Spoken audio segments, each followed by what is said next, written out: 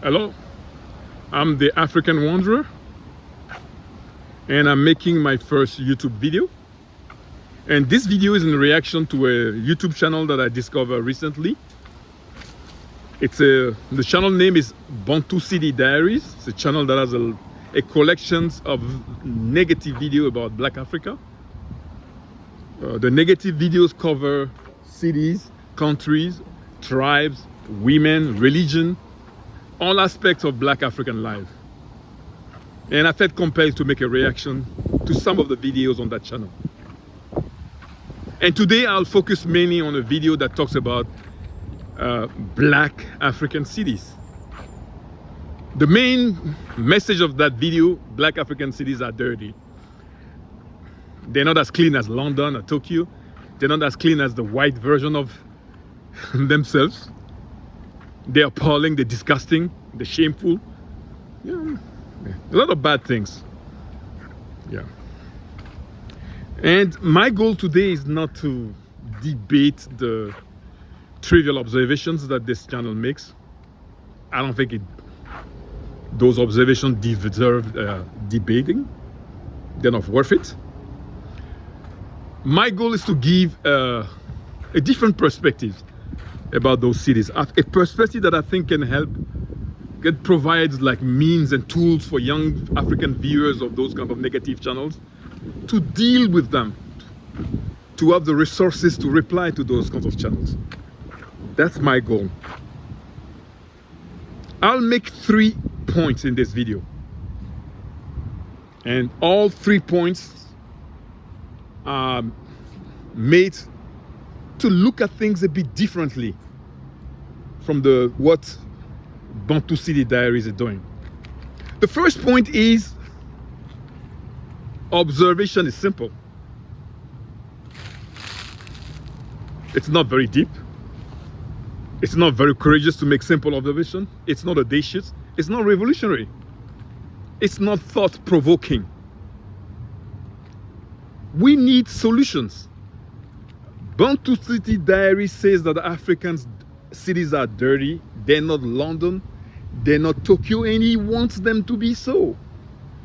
How do we make Black African cities become London or Tokyo, if that's what we want to do? Bantu City Diaries, how do we do that? What are the solutions? How do we improve the sewage? How do we improve the garbage collection? How do we change the zoning? How do you change the construction? How do you educate the population? How do you improve garbage collections? There's so many challenges that require serious answers.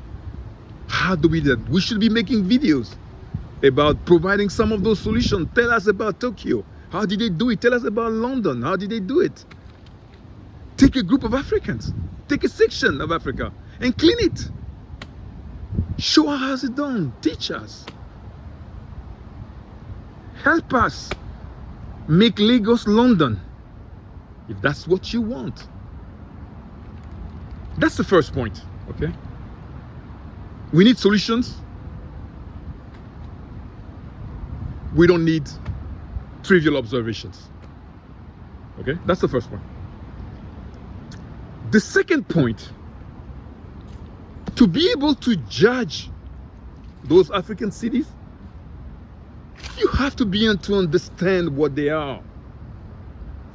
You can't solve a problem that you don't clearly understand. You gotta know what they are.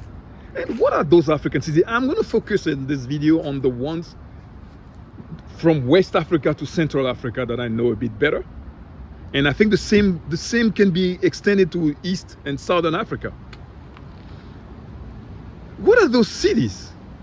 What is Abidjan, Dakar, Senegal, Dakar, Accra, Lagos? What are those? Those are pretty young cities.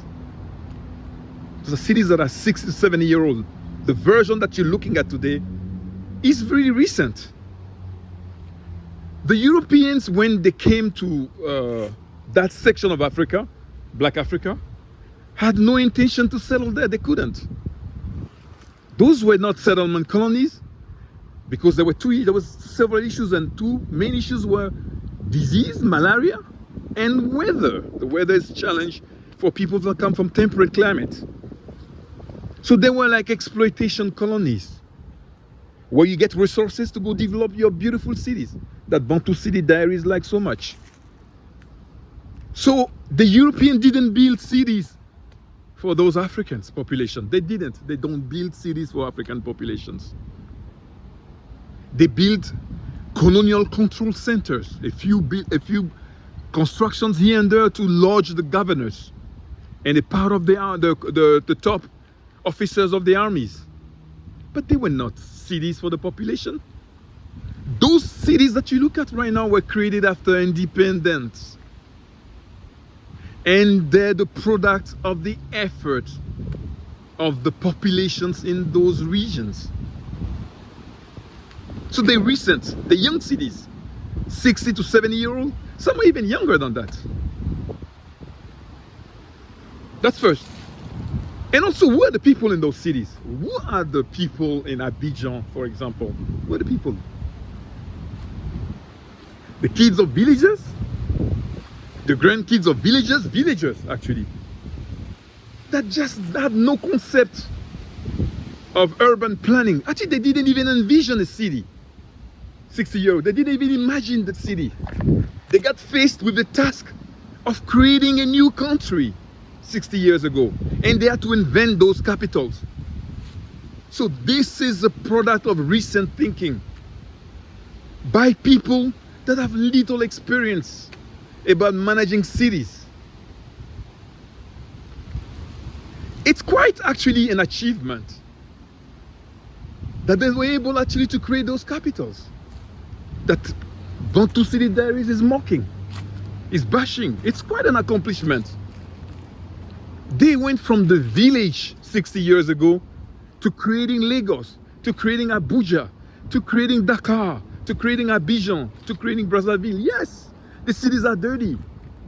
There's sections that don't work. But it's a wonderful attempt. And I'm proud of what they tried to do. And we got to commend them for that. They need guidance. They need help. They need encouragement to do better. And they will do better. They don't even need Bantu City Diary to tell them that. They will do better.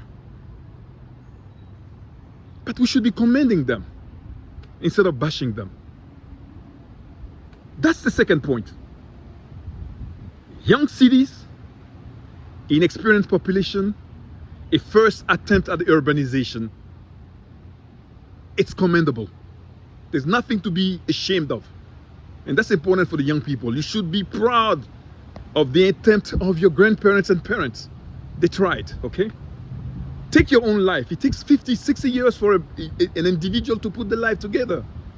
And those countries are trying to put 20 million, 10 million people, cities together in 60 years. That's pretty commendable. There's work to do, but it's a good start. The third point that I'm going to make is that you cannot accept a system of values at face. You cannot just take a system of value and accept it. Because somebody says something great, it doesn't mean you have to accept. Don't go compete on values that are not yours, that you don't believe in. So if you want to compete on urbanization, make sure it's a version of urbanization that matches your value and your belief. Don't just take a ranking that comes from somewhere else and apply it yourself and judge yourself. Be sure that you judge yourself on something that you value. Do we want Abidjan to be London? Is that the best version of Abidjan? Is the best version of Lagos Tokyo? Is that what we want? What's so great about Tokyo? What's so great about it? You gotta question these things. If you believe in your core, you believe that Tokyo is what you want from your city, go for it, work hard for it. But don't accept that Tokyo is what you want because somebody said Tokyo is great. Question that. Don't judge yourself on a system of value that's not yours. You're bound to lose. You're bound to lose. I've lived in Japan. I've been to Tokyo. I know Abidjan very well. I prefer Abidjan to Tokyo. Abidjan has dirty sections, very dirty. But I prefer Abidjan to Tokyo. I don't like Tokyo. It's crowded. It lacks soul. It's unbearable. So just question those systems of value. Take your time, find what you value and compete for it. And then judge yourself by the results in that system of values. So those are the 3 points that I'm going to make today. I'll certainly make other videos about Bantu City Diaries in reaction in the future. But for today, I'll stop here. Talk to you later.